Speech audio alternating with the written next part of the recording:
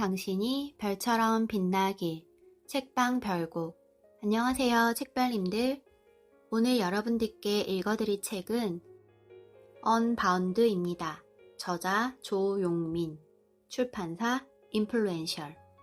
게임의 룰을 바꾸는 사람들의 성장 법칙. 지금까지 해온 대로 한다면 지금까지 얻어왔던 것도 놓치게 된다. 구글 조용민이 말하는 새로운 관점으로 결정적 차이를 만드는 법. 그럼 시작할게요. 저자 조용민. 구글 커스터머 솔루션 팀에서 국내외 주요 글로벌 기업과 함께 다양한 파트너십과 디지털 마케팅 프로젝트를 진행하고 있다. 2020 구글 아시아 태평양 지역 베스트 롤모델 팀 리더로 선정되기도 했던 그는 위트 있는 전달력과 건강한 에너지를 지닌 최고의 강연자로도 정평이 나 있다. 특히 4차 산업혁명 시대에 어떻게 일하고 성장할 것인가 라는 주제의 세바시 강연이 수많은 젊은이들로부터 뜨거운 호응을 얻었다. 그는 말한다. 내 삶의 문제를 해결하는 최고의 도구는 자기 자신이어야 한다고. 내가 잘하고 좋아하는 것을 찾은 다음 당면한 문제를 새롭게 바라보라고. 실패해도 괜찮으니 아주 작은 목표라도 실행에 옮겨보라고. 이렇게 말하는 자신 역시 적지 않은 시행착오를 겪어왔기에 혼돈의 시대를 살아가는 젊은이들에게 조금이나마 도움을 주고자 책을 쓸 결심을 하게 되었다. 책에서 그는 세계에서 가장 혁신적인 기업 구글에서 일하면서 공부하고 배우고 깨달은 것들을 가감없이 전달한다. 속도의 시대에 가장 중요한 경쟁력은 무엇인지, 한계를 넘어 나만의 결정적 차이를 만드는 법은 무엇인지, 지속 가능한 성장과 궁극의 행복은 어디에서 오는지 등 그간 젊은이들로부터 받아온 질문에 대한 그만의 해법을 올곧이 담아냈다. 지금도 여전히 시행착오를 겪으며 성장 중이라고 말하는 그는 가까운 미래에 독자들과 만나 서로 얼마나 성장했는지 격려해주고 응원을 나누고 싶은 바람이 있다. 파트 1, 3장. 대체 불가능한 사람은 무엇이 다른가? 강릉에 소머리 국밥 전문 음식점 광덕 식당이 있다. 1950년에 개업한 이래 지금까지 지역을 대표하는 노포로 알려져 있을 뿐 아니라 2호선까지 인산인해를 이룰 정도로 성공한 맛집이다. 어느 날 우연히 한 TV 프로그램에서 광덕 식당 사장님이 일하는 모습을 보게 되었는데 그 이후로 나는 기회가 있을 때마다 그분의 이야기를 자주 한다. 그 이유는 너무도 쉽고 간결하지만 전곡을 찌르는 그분만의 성공 비결을 배울 수 있기 때문이다. 그 비결이란 바로 영역을 넘나드는 고민이다. 식당이 맛집으로 유명해지자 손님이 많아졌는데 문제는 식사 시간을 피해서 온 손님들도 줄을 길게 서야 할 정도라는 것이었다. 사장님은 이 모습을 보면서 마음이 무척 불편했고 어떻게 하면 손님들을 최대한 덜 기다리게 할 수 있을까를 무수히 고민했다고 한다. 그런데 사장님의 솔루션은 의외로 간단했다. 손님이 식당 안으로 들어가 자리에 앉기도 전에 미리 손님 수에 맞춰 국밥을 불에 올려놓는 것이다. 옆에서 촬영하던 PD가 손님이 몇 명인지 어떻게 미리 알 수 있느냐고 물어보니 사장님은 CCTV 모니터 화면을 가리켰다. 화면에 비친 곳은 주차장이었다. 차에서 내리는 손님을 확인하면서 그에 맞춰 미리미리 국밥을 준비하는 것이다. 홀에 있는 직원들 역시 모니터 화면을 통해 손님 수를 미리 파악한 다음 손님이 들어서기 전에 테이블 세팅을 마치고 밑 반찬까지 준비했다.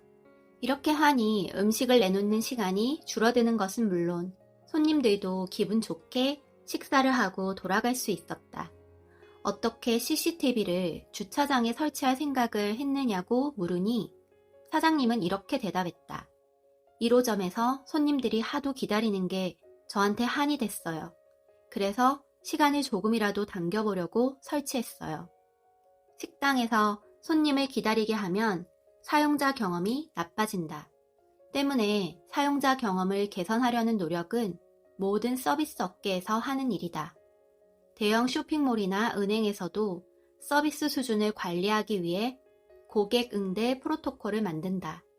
프로토콜에는 고객에게 인사할 때 목소리 톤은 어느 정도가 적당한지에 관한 것까지 포함되어 있다.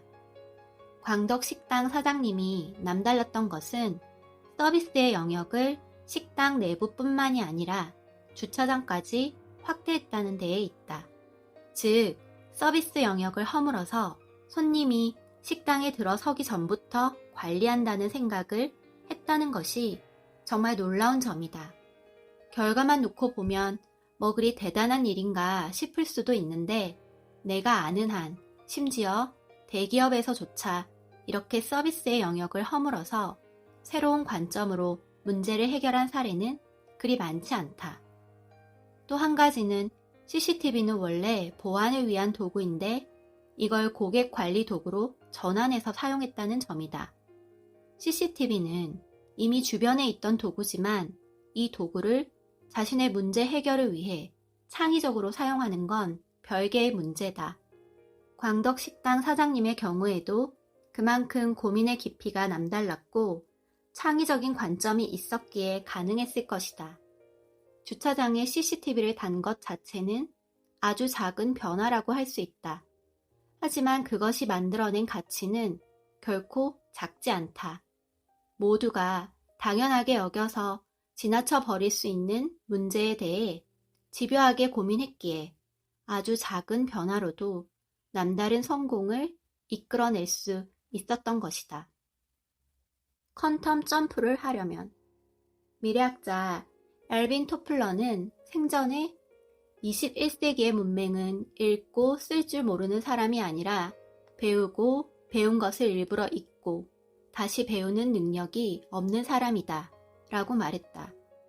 21세기에 필요한 리터러시는 이전의 지식과 기술을 버리고 새로운 지식과 기술을 받아들일 수 있는 능력이라는 의미다. 나는 엘빈 토플러의 이 명언을 21세기에는 워낙 빠른 속도로 패러다임이 변화하기 때문에 기존의 지식과 기술에 머물러 있다간 빠른 속도로 경쟁에서 뒤처지고 도태될 것이라는 엄중한 경고로 늘 마음에 새기고 있다. 오늘날처럼 모든 것이 빠르게 변하는 시대에 도태되지 않고 계속 성장하기 위해서는 끊임없이 공부하면서 지속적인 자기 혁신을 해야 한다.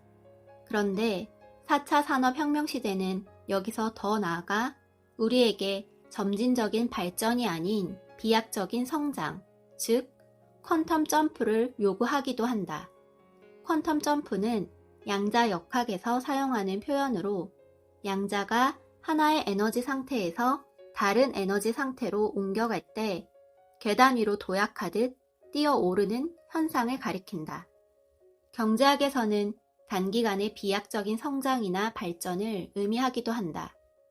최근 전 세계에서 가장 변혁적인 마케팅 리더로 주목을 받는 라자 만나르는 자신의 저서 퀀텀 마케팅에서 퀀텀의 의미를 기존의 한계, 알려진 한계를 넘어서는 새로운 방법 및 계책이라고 새롭게 정의하기도 했다. 우리는 이미 수십 년 전부터 피터 드러커와 같은 경영 구루들로부터 자기 혁신의 중요성에 대해 들어왔다.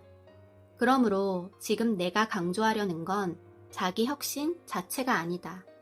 중요한 것은 오늘날 우리에게 요구되는 자기 혁신은 연속적이고 점진적인 방식만이 아니라 비연속적이고 비약적인 방식이기도 하다는 점이다. 그렇다면 우리는 어떻게 해야 퀀텀 점프를 할 수 있을까? 새로운 지식과 기술을 흡수만 하는 것이 아니라 다각적인 관점으로 해석해서 서로를 연결하는 것까지 할 수 있어야 한다. 그래야만 이전의 패러다임으로는 설명하기 어려운 완전히 새로운 가치와 산출물을 만들어낼 수 있다. 기업의 마케팅이나 비즈니스 성공 관점에서만 그런 것이 아니라 개인의 성장과 혁신의 관점에서도 그렇다. 가끔 강연장에서 듣는 질문이 있다. 지금 영문과에 다니고 있는데 구글에 취직하려면 어떻게 해야 할까요? 전자공학이나 정보통신공학과 같은 공학도가 아닌 인문학 전공자도 구글에 입사할 수 있느냐는 취지의 질문일 텐데 사실 구글에서 일하는데 대학 전공은 그리 중요한 요소가 아니다. 나는 구글뿐 아니라 세계적인 글로벌 기업 대다수가 그러할 것이라고 믿는다. 대학 전공보다 중요한 것은 배우고 경험한 것을 자신의 업무에 얼마나 창의적으로 연결할 수 있는가이다. 예전에 현역 의사를 대상으로 강연을 진행한 적이 있다. 의학 지식과 의료 기술에만 해박하면 되지 않을까라고 생각하는 분들이 있는가 하면 강연에서 설명한 빅데이터나 머신러닝과 기술에 관심을 기울이며 공부하려는 태도로 접근하는 분들도 있었다. 인공지능 로봇이 인간의 질병을 진단하고 치료법을 제시하는 미래가 빠르게 다가오고 있다. 이런 시대에 누가 더 경쟁력 있는 의사로 살아남을 수 있을까? 누가 더 빠르게 퀀텀 점프할 수 있는 기회를 잡을 수 있을까? 끊임없이 공부하는 것도 어려운데 여기에서 더 나아가 비약적인 성장을 이뤄낸다는 건 결코 쉬운 일은 아니다. 하지만 우리는 이미 경쟁에서 살아남으려면 대체 불가능한 사람이 되어야 한다는 것을 알고 있다. 어떤 조직에서든 남다른 가치와 산출물을 만들어낼 수 있는 대체 불가능한 인재가 되려면 더 이상 점프대 앞에서 망설여선 안 된다. 도약판을 힘차게 딛고 뛰어 올라야 한다. 파트 5. 한계를 뛰어넘어 단단하게 성장하라. 대체 불가능한 사람이 되기 위해서는 자신만의 성장 목표를 명확하게 설정하는 것과 함께 앞으로 이야기할 3가지 공부법을 항상 의식하고 습관화해야 한다. 이는 내가 매일 상기하고 마음에 새기는 것이며 나뿐만 아니라 끊임없이 성장하고 공부하는 사람들이라면 모두 실천하고 있는 습관이기도 하다. 첫 번째는 당당하게 훔치기다. 구글에서 너무나 자주 쓰이는 이 영어 표현을 직역하자면 자부심을 갖고 훔쳐라인데 다른 사람의 기술이나 노하우를 배우고 벤치마킹 하는데 적극적이어야 한다는 뜻이다. 물론 기존의 결과물에 자신만의 아이디어를 얹어 새로운 가치를 만들어내는 것도 중요하다. 하지만 주제와 방향에 적합한 영감을 얻기 위해 외부에서 벤치마킹하는 작업도 필요하다. 자신의 성장에 도움이 되는 재료, 즉 지금 하는 일을 더 잘하기 위해 필요한 것이 있을 때 다른 사람에게 도움을 요청하기를 부끄러워하지 말아야 한다. 나이나 경력은 문제가 되지 않는다. 매니저 역시 팀원에게 배울 수 있다. 나보다 경험이 부족하고 나이도 어린데 이런 걸 물어보면 너무 창피하지 않을까? 하는 생각을 넘어서야 한다. 개인마다 경험해본 것이 다르고 똑같은 경험을 했더라도 얻은 인사이트가 다르다. 내가 알지 못한 것을 팀원이 알 수 있는 상황은 너무도 당연하다. 오히려 물어보지 않아서 정작 보탬이 될 수 있는 정보를 놓치는 상황이 안타까운 일이다. 언젠가 팀원분이 발표를 할 때 굉장히 인상적인 툴을 활용해 제작한 자료를 보여준 적이 있다. 파트너사를 위해 준비하고 있는 내 기획안에도 적용하면 나쁘지 않을 것 같아 회의가 끝나자마자 자료를 만들 때 사용한 툴이 무엇인지, 어떻게 쓸 수 있는 건지 조심스레 물었다. 그랬더니 다른 분들도 많이 물어보시더라고요 라면서 설명을 해주었다. 이미 다른 사람들도 적극적으로 배우고 있었던 것이다. 트렌드 세비하려면 경청하는 것이 중요하다고 했는데 다른 사람들과 소통하면서 새로운 문화와 기술에 대한 정보를 얻을 수도 있다. 벤치마킹의 성장이라는 방점을 찍으면 그 다음부터는 할 수 있는 일들이 눈에 보이기 시작할 것이다. 내가 배우고 싶은 역량을 갖춘 사람이 있다면 당당하게 찾아가 도움을 요청하고 질문하자. 스스로 끊임없이 성장할 수 있는 동기를 불어넣게 될 것이고 이것이야말로 진짜 공부다. 두 번째는 열정과 끈기다. 실무 기술이 현란한 사람보다는 쉽게 포기하지 않는 열정적인 사람이 훨씬 더 멋진 산출물을 만들어낸다. 내가 경험한 사례를 함께 살펴보려고 하는데 회사 이름을 밝힐 수 없으므로 A사와 B사로 표현하겠다. 두 회사 모두 반도체를 생산하는 회사다.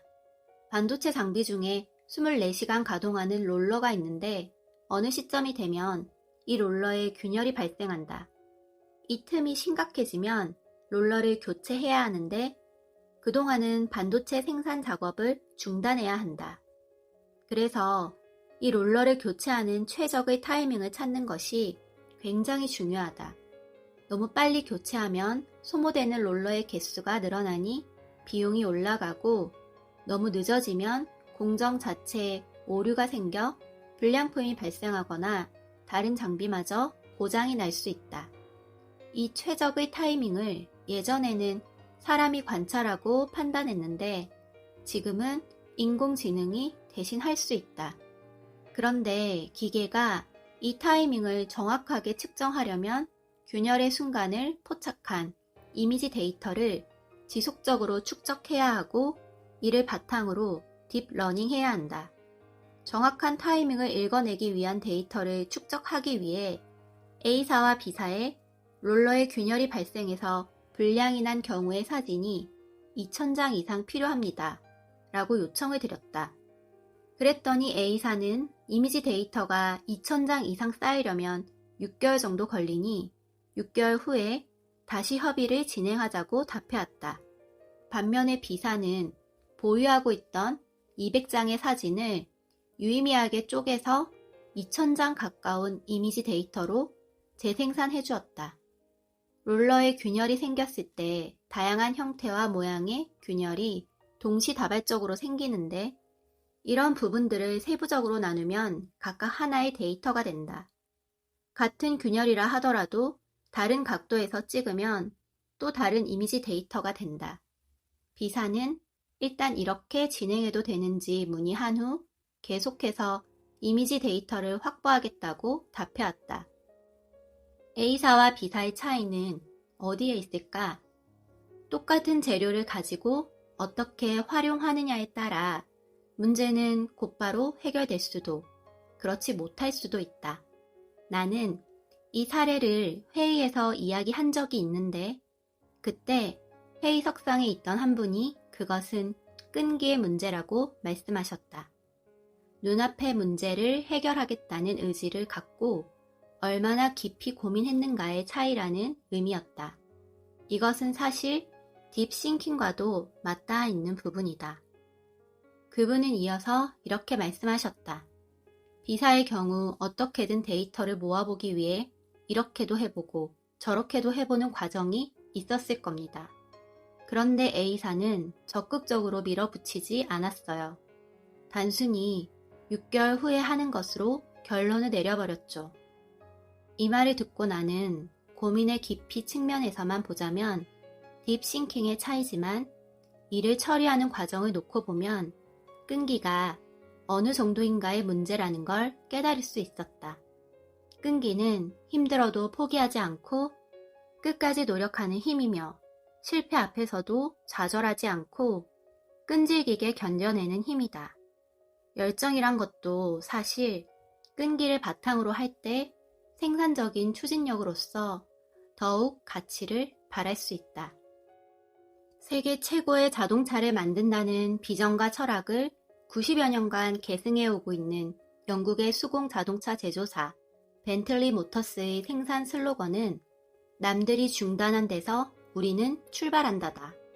나는 버텨서 끝까지 해내는 끈기가 바로 이런 것이라고 생각한다.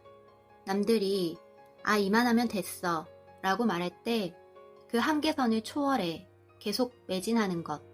어떤 고난이나 풍파가 와도 굴하지 않고 그 일을 지속 가능하게 해내는 것. 그것이 바로 생존을 넘어 진정한 성장과 성공으로 이르게 하는 전략이다. 세 번째는 솔직하게 인정하기다. 자신의 단점이나 취약점을 정직하게 드러내는 것을 말하는데 사실 쉽지 않은 일이다. 하지만 있는 그대로의 모습을 보여줘야 나에게 필요한 피드백을 받을 수 있고 그런 기회를 놓치지 않는 사람이어야 더 많이 공부할 수 있고 더 빠르게 성장할 수 있다. 구글에서는 다양한 국적의 직원들이 일하는 만큼 커뮤니케이션의 상당 부분을 영어로 진행한다. 그렇기에 영어 실력이 수면 위로 떠오를 때가 있다. 팀원분 중에 자신이 구글에서 영어 실력이 제일 형편없다고 걱정스럽게 말하는 분이 있었다. 이 말을 듣고 사람들이 흉을 보거나 무시할 것 같지만 전혀 그렇지 않았다. 오히려 이 팀원분이 영어로 쓴 메일이나 문서를 작성하면 주변 사람들이 먼저 나서서 검토를 해주었다. 한국인 팀원분들끼리 이야기할 때는 한국어를 자연스레 사용하는 경우가 많은데 이 팀원분과 함께 할 때는 우리 영어로 이야기하자라며 일상생활에서 영어를 자주 사용하도록 틈틈이 도와주었다. 성장하려는 사람은 솔직하게 인정하기에서부터 출발해야 한다. 다이어트를 할 때 어떤 사람은 쉬쉬하면서 감추고 어떤 사람은 공약까지 내걸면서 사방에 공표하고 다닌다. 어떤 쪽이 다이어트에 성공할 확률이 높을까? 당연히 후자가 높다. 주변에서 모두 알고 있으니 식사할 때도 오늘은 다이어트 안 하시나 봐요. 이렇게 가벼운 농담이지만 긴장을 늦추지 않도록 상기해주는 말을 듣게 되고 또 다이어트에 성공한 경험이 있는 사람들과 이런저런 정보를 더 많이 공유할 수 있게 된다. 구글은 매년 컨퍼런스를 주최해 구글에서 제공하는 상품과 서비스에 대한 방향성과 새로운 기능을 소개하는 키노트 세션을 갖는다. 구글의 메시지를 전하는 자리인 만큼 엄청난 공력을 쏟아 철저하게 준비하는데 사전에 스크리닝을 10번 넘게 진행할 때도 있다. 체력적으로 지치고 정신적으로도 압박을 받는 자리이지만 나에게 키노트를 맡아달라는 요청이 들어오면 언제나 하겠다고 손을 든다. 키노트를 준비하는 과정에서 굉장히 다양하면서도 세심한 피드백을 받을 수 있기 때문이다. 발표할 내용, 사용하는 어휘나 표현, 발음뿐 아니라 지금 그 고개 각도는 조금 거만해 보이는 것 같아요. 라는 사소한 제스처까지 피드백의 대상이 된다. 내가 하는 모든 행동이 가감없이 노출되고 빠짐없이 점검받게 된다. 또 내 취약점들을 솔직하게 인정하고 수용하는 과정이 반복되다 보니 꼼짝없이 배우고 성장할 수밖에 없다. 자신의 부족한 점을 솔직하게 인정하는 것도 중요하지만 반대로 자신이 잘하는 것도 솔직하게 인정하는 자세 역시 필요하다. 여러 사람과 일할수록 서로 잘하고 있는 것을 솔직하게 말해주고 더 잘할 수 있게 독려해주는 것이 중요하다. 이는 우리가 평소에 관가하던 부분을 다시 한번 되짚어 볼 수 있는 기회를 제공하기도 하는데 그런 이유로 나는 팀원분들에게 어떤 것을 강조하고 싶을 때 일부러 내가 잘한 부분을 언급하기도 한다. 가령 이번 컨퍼런스에서 내가 가장 잘한 건 파트너사의 CEO들이 이동하는데 혼란스럽지 않게 동선을 효율적으로 설계한 것입니다. 라고 이야기한다. 그러면 팀원분들은 발표를 잘한 것이 아니라 동선 설계를 잘한 것을 잘한 일로 꼽는 것에 굉장히 놀라워한다. 그러면서도 실제 현장에서는 동선 설계도 신경 써야 하는 중요한 문제라는 인식을 갖게 된다. 함께 일하는 동료 입장에서 각자 자신이 무엇을 잘하는지 솔직하게 털어놓고 이야기하는 것은 서로에게 공부할 기회를 주는 셈이 된다. 결국 공부할 기회를 놓치지 않기 위해서는 자신의 약점을 솔직하게 인정하는 것도 중요하지만 자신의 강점을 필요한 순간에 적절하게 인정하고 드러내는 것도 중요한 것이다.